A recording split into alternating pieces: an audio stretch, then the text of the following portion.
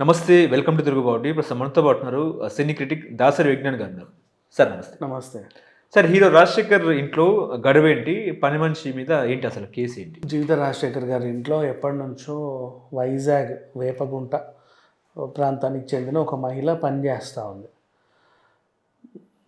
Same అదే ఇంట్లో కొత్త వలస ఊరు నుంచి సూర్యవలస అని ఇంకో గ్రామం, అక్కడి నుంచి ఇంకో అబ్బాయి డ్రైవర్గా పనిచేస్తున్నాడు.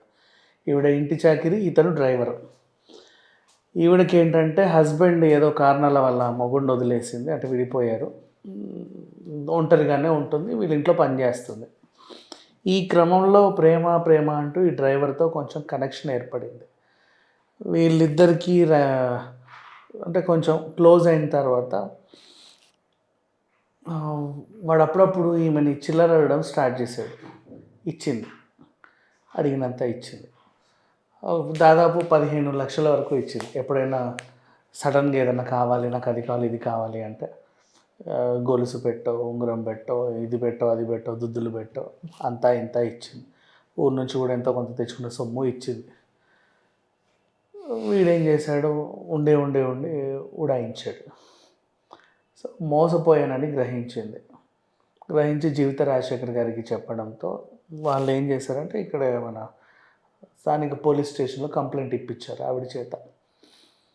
సో బేసికల్లీ మనం ఒక దగ్గర పని చేస్తున్నాము అంటే ఏదో రకంగా ఎవరో ఒకరు ఇల్లీగల్ అఫైర్లు పెట్టుకుంటూనే ఉంటున్నారు. అంటే ఈవిడ ఒక ఒంటరి ఆడది, అతను ఏదో డ్రైవింగ్ పనికి వచ్చాడు, అమ్మ అయ్యగారేమో పైన ఉంటారు. బయట తిరిగితే తప్ప ఈడికి పని ఉండదు, పిలిస్తే తప్ప ఆవిడకి పని ఉండదు. ఈ క్రమంలో వాళ్ళు పిలవక వీళ్ళు తిరక్క వీళ్ళిద్దరు కూర్చొని రంకు భాగవతాలన్నీ నడుపుతూ ఉంటారు.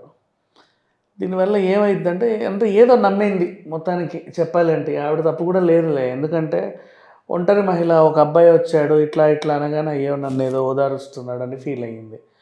వాడు అడిగినంత చిల్లర ఇచ్చింది. అడగ్గా బాగానే కుదబెట్టింది. వాడు ఉన్నలో ఉన్నంత మంచిగా ఊడ్చుకొని అక్కడి నుంచి ఊడాయించాడు. వాడు మాత్రం ఏం చేస్తాడు, వాడు క్రిమినల్ మెంటాలిటీతోనే వచ్చాడు. ఈమెకు తెలియదు ఆ విషయం. ఈవిడ పాపం వాడికి అన్నీ సమర్పించుకుంది. మోసపోయానని గ్రహించిన తర్వాత ఇప్పుడు నువ్వు పోలీస్ స్టేషన్లో కేసు పెట్టినంత మాత్రాన నీకు న్యాయం జరుగుద్దని అయితే నేను అనుకోను. వాడు మహా అయితే జైలుకి వెళ్తాడు, బెయిల్ మీద బయటకు వస్తాడు. నీకేముంటుంది చెప్పు. పోనీ వాడిని ఇచ్చి పెళ్లి చేసినా సరే నువ్వు వాడితో సుఖంగా ఉండగలవు, అది కూడా లేదే. In case